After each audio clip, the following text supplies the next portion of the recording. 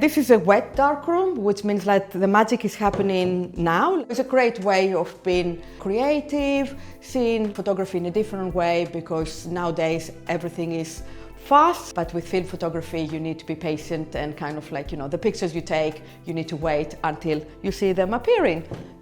This is one of the few darkrooms remaining in London. It's a good capacity, so we can accommodate 12 students. We've got a variety of darkroom courses where you learn analog photography using film camera. If you don't have your own, you can use one of ours.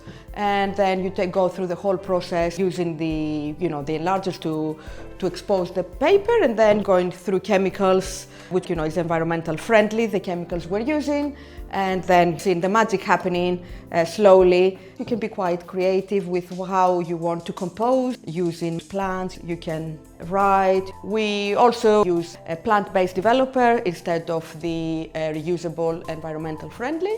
You can explore ideas at your own time. You can have, like the rest of the solutions could be environmental friendly. You can use water instead of a stop. And then for fix, you can, again, there are a lot of alternatives these days, which is great.